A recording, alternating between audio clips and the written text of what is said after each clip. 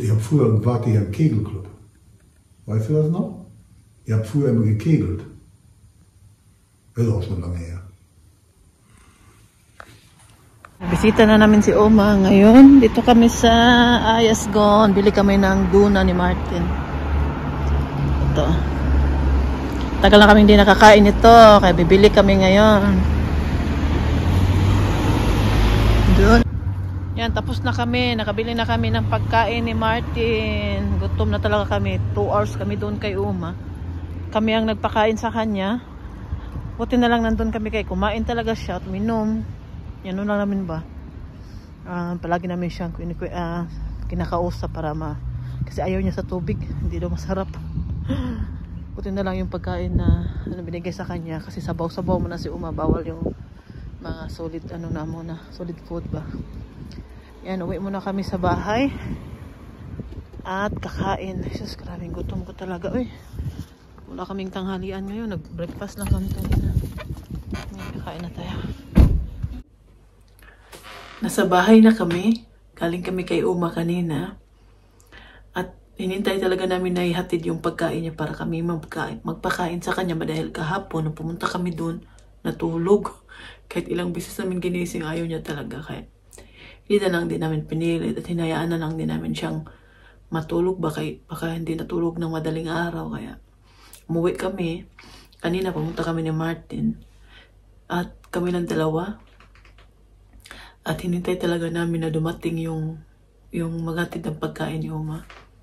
Ilang oras din kami doon. 2 oras din kami ni Martin doon kay Uma. At nung sinabi namin uwi na kami, sabi niya, mamaya-maya na. Kaya, maya na naman.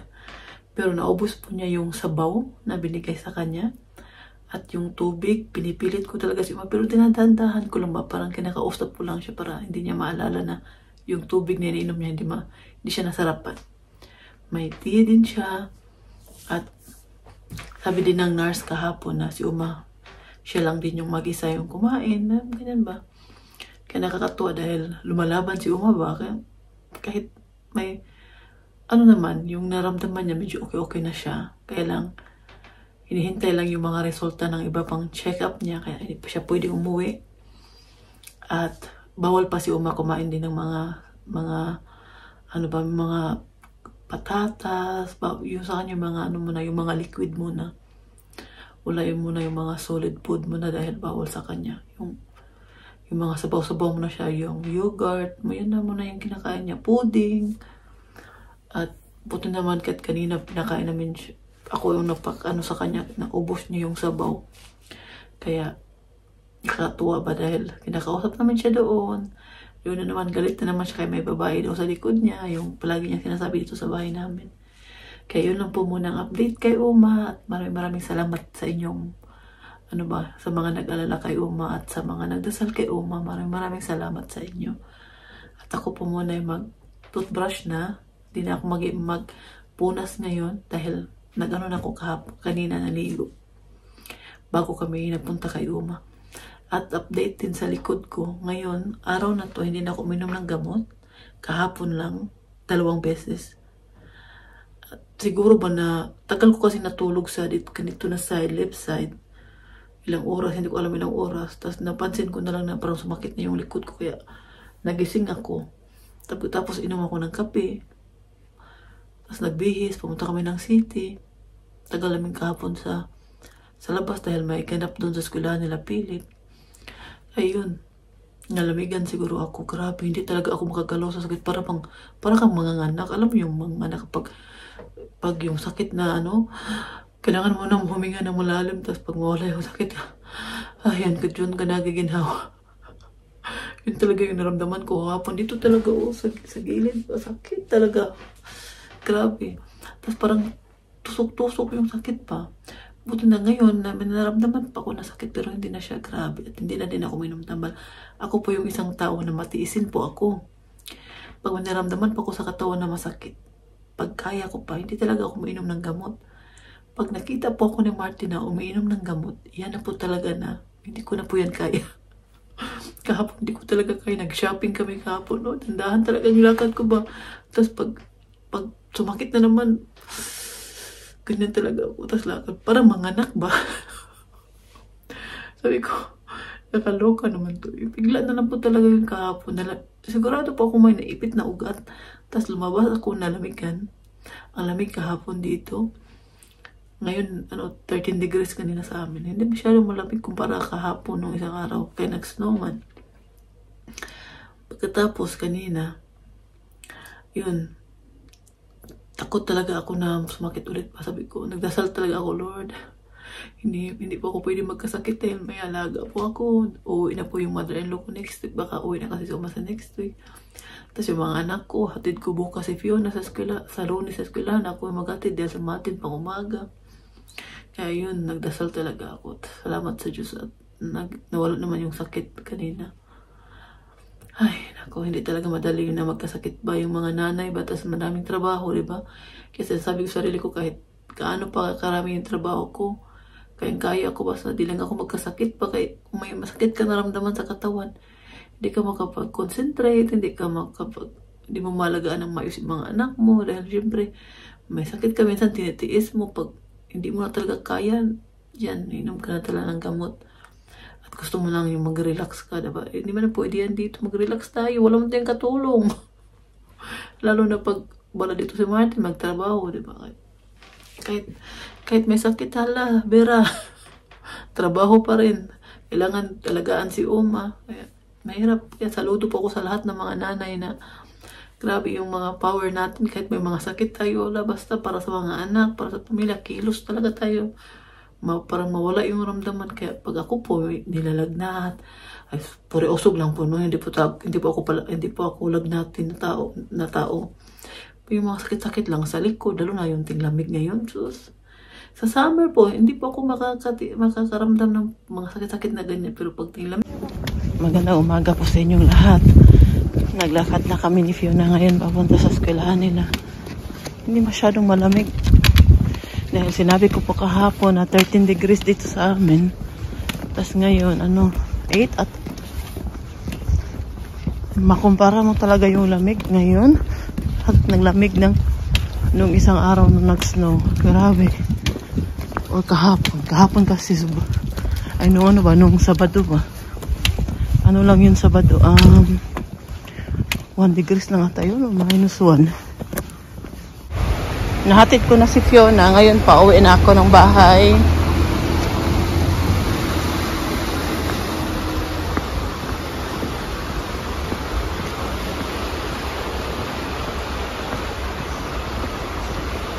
Nakalakad na tayo ng 30 minutes.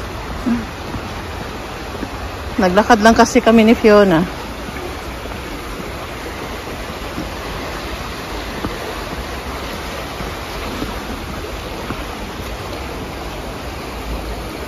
Lug ako ba?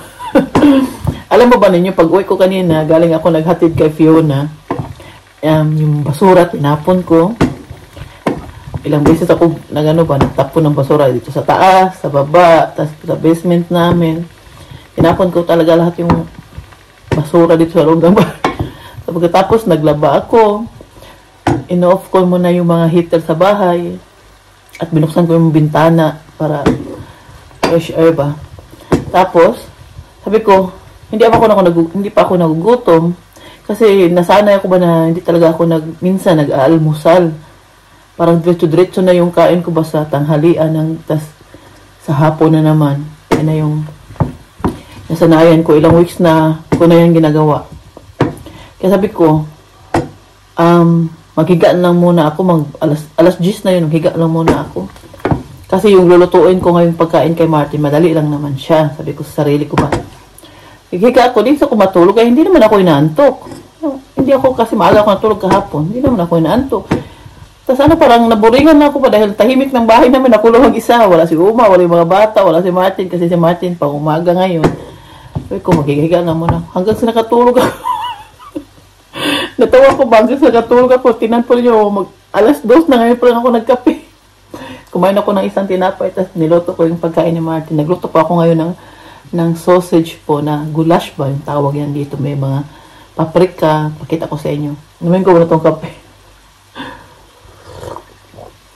Grabe, natulog. Para walang... Naglaba ko yung labahan ko, tapos na yun. Kaya, bababa ako mamaya-maya. Iasampay ko yun siya. Hindi mo na tayo mag-dryer. Kaya, hindi man masyadong ngayon. Hindi masyadong malamig ba? Madali matuyo yung yung nilabhan. Pag sampay mo sa loob ng kwarto na naka-on naman yung heater. Kaya, okay lang yan. Yan po yung niluto ko kay Martin. Oh. Pero si Martin po magtimpla nito. Meron pa siyang nilalagay dyan mamaya.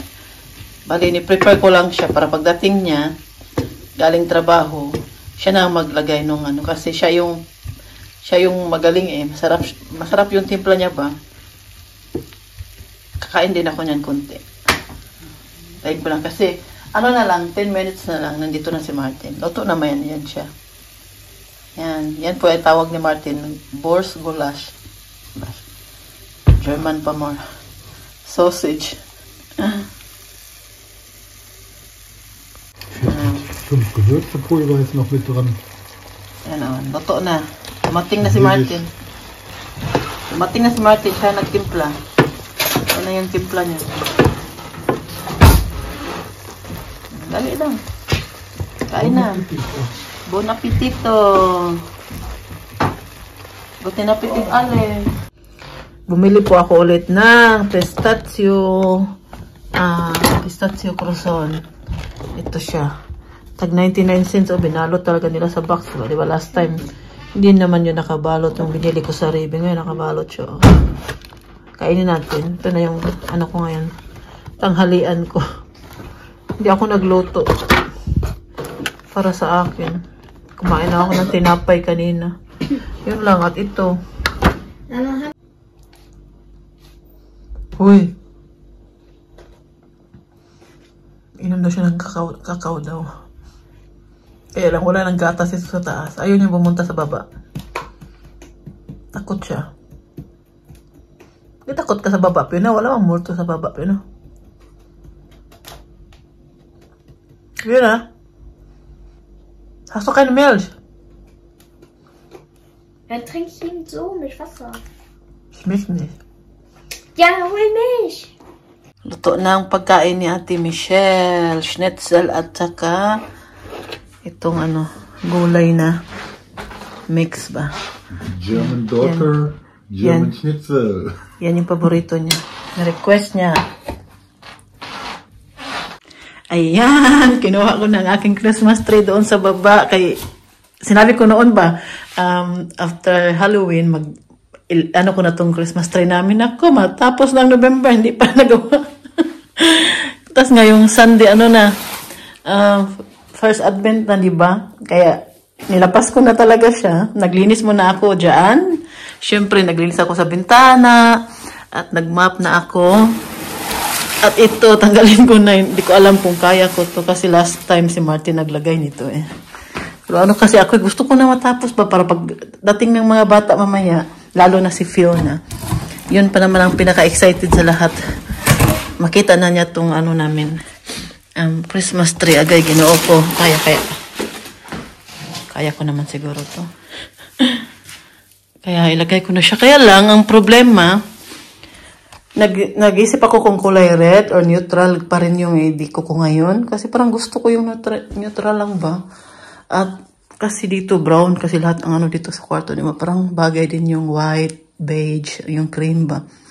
Kaya yun katulad last year yung diko ko. Parang yun pa rin ang ko ngayon. Tas parang gusto ko siyang haluan ng kulay red. Titingnan natin kung maganda. Kaya yan yung isa sa excited ako. Na gusto ko na talagang tong Christmas tree namin. Kaya gagawin ko na siya at papakita ko po sa inyo pagkatapos. Kaya hindi ko to kaya. Magluto pa ako, 12:00 na. Darating na si Martin maya-maya, 2:00 pa naman. May oras pa naman ako, 2 oras pa. Kasi maglilinis pa ako doon sa sa kwarto ng pusa namin dyan. Mag-mop din ako, mag-vacuum. At ito sa kusina, dyan yung mga ginamit ko. Itong bulaklak na yung shell, pwede na to siyang itapon. Yan. Meron pa doon, sa bulaklak niya. Kaya, gagawin ko na siya. Ito namang karton. Ito ay nilagyan sa computer ni Michelle dahil nasira siya. Buti na lang may guarantee pa. Kaya, pinadala namin. Ito yung pinadala nilang karton. Ang laki ng karton. Tapos, ang liit lang nang nilagay dyan. Tatapon namin yan mamaya. Kaya, tapusin ko muna to at Diyan ko pa rin siya ilagay, oh. Diyan sa gilid. Kasi dito naman kami sa kusina kakain. Kasama si Uma. Diyan na lang din kasi may saksakan, eh. Tamang-tama, no? Ayan na. Nilagyan ko siya ng red. Ano po sa tingin niyo? Bagay kaya ang red, no? Okay naman siya. Para sa akin, okay siya. Eh, kahit konting red lang ba? Ang dami ko kasing, kulay red, gold at green. Kasi yan talaga yung palagi kong decoration every year ba. Tas simula last year, na ganito na sa akin. Tas ngayon, gusto ko siyang lagyan ng red. Parang maganda ang red. Oh, may ano pa tayo dyan, oh. Nalabahan ko, oh. Hindi ko pa nalabahan yan. Tas lagyan ko siya ng kulay white dyan sa baba. Ang cover ba? Para maganda tingnan. Yan. Kulay ba, no? Kulang pa siya ng red. Marami pa naman akong red doon sa baba. Dagdagan ko pa siya konti. Dito din sa baba. Sa gilid. Siguro mga 6 pa. Yan. Wow. Ito yung handmade na gawa ng ating kababayan ba last year ata yun. Nag-attend kami ng concert sa Köln. Kasama si Stephanie at Gemma. Ito yung tindahan na nila ba? Mga dinala nila dito sa Germany. Ito ay parol. Ilagay ko. Ito, parol ganda nito. Tinago ko talaga siya para di siya masira ba. Wala kasing red nito eh. May red pero naubos siya. Yun yung una naubos. Ayan, tapos na siya. Mamaya ko nilagay yung kulay white dyan sa baba para i-cover yung ba. Tapos ilagay ko na yung regalo dahil dumating na yung regalo ko. Pinapili ako ni Martin kung anong gusto ko. Sabi ko sa kanya, simple lang kung ano yung gusto mo. Sabi niya, pili daw ako. Sabi ko, ayaw ko ng bag dahil dami ko na ng bag dyan sa taas. Hindi ka na gamit. At sapatos, meron pa naman ako. Kaya nagpili ako ng iba. Hindi ko na lang sasabihin po sa inyo. Saka na lang.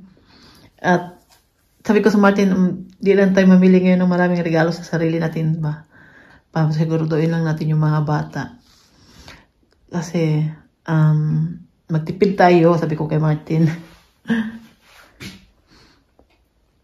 Tapos sabi naman niya, pili daw ako. Kaya namili na lang ako. Pero yung lang, yung hindi masyadong mahal naman. Tapos, sale pa siya ngayon dahil nga, Black Friday sale ngayon dito sa Germany. Kaya tinodo na at bumili na ako para makatipid si Martin ba.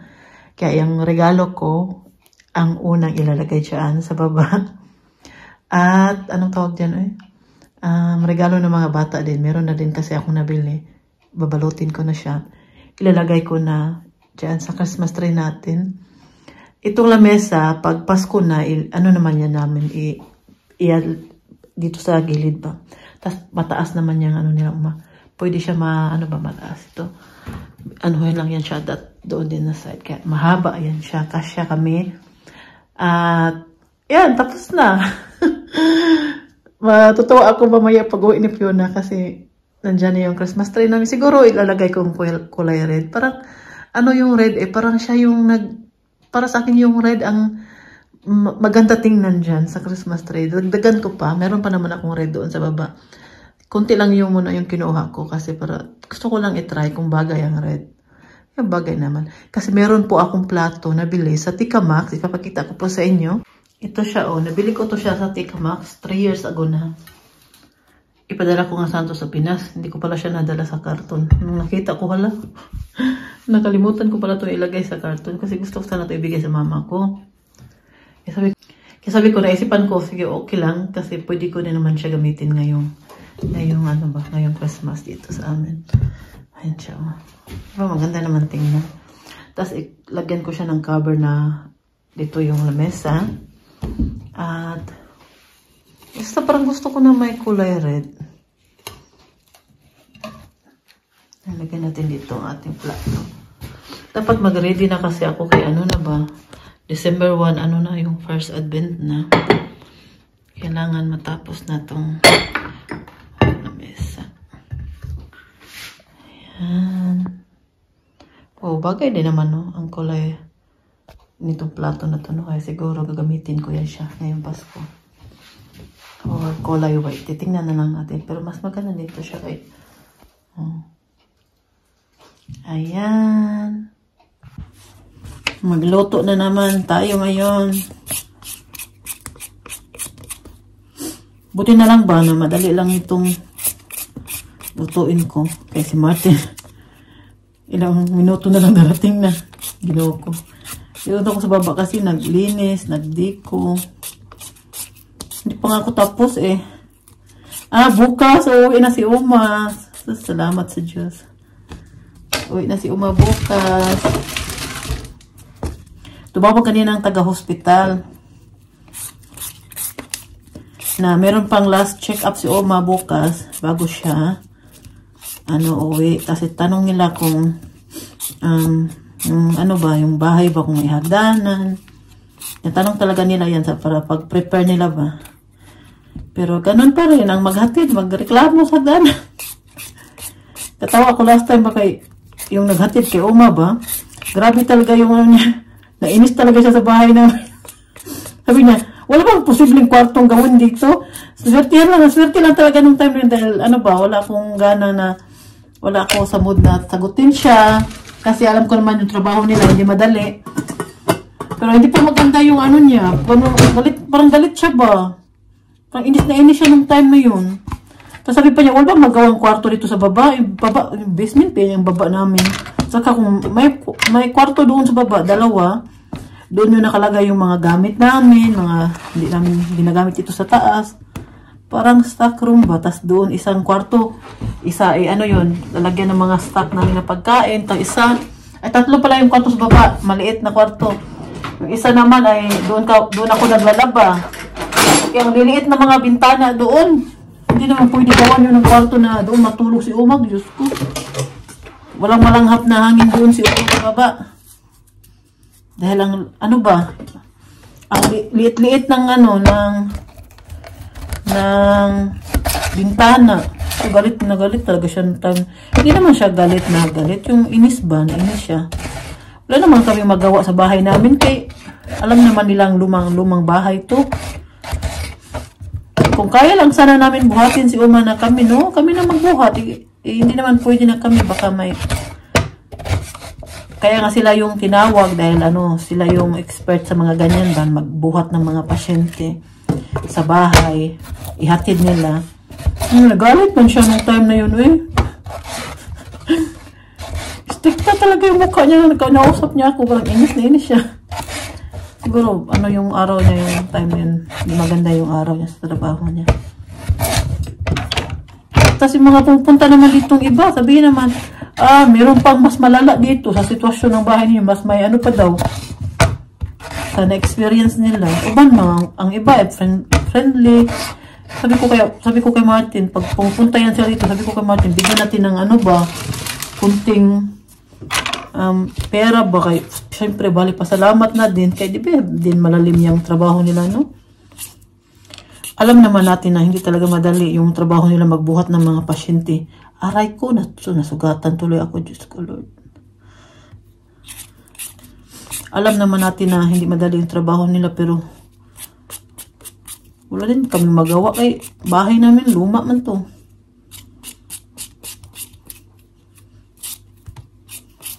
Katulad ng kapitbahay namin dito, yung katabi naming bahay, may elevator sila kay hirap din yung hagdanan nila eh. Yung sawa niya noon kasi may sakit din yun. Hagdanan din niya. Yun, ginawa nila ng elevator. Maganda kasi yung ng bahay nila sa labas. Sa amin, wala mang imposibleng malagyan ng elevator. Kaya, hindi na kami mangarap niya. Mahal. Pag nagluluto pala ng patatas, kailangan pala lagyan ng asin. Last time na nagluto ako dito kumain si Tobias, nagreklamo ang dalawang German kay konti lang daw yung asin na nilagay ko. Pag sanay talaga sa patatas, no? Alam talaga yan nila yung lasa ba. Kaya ngayon, dinamihan ko na. Tingnan natin magreklamo pa ba ito, Martin. Away with me. Come and fly away with me. fly.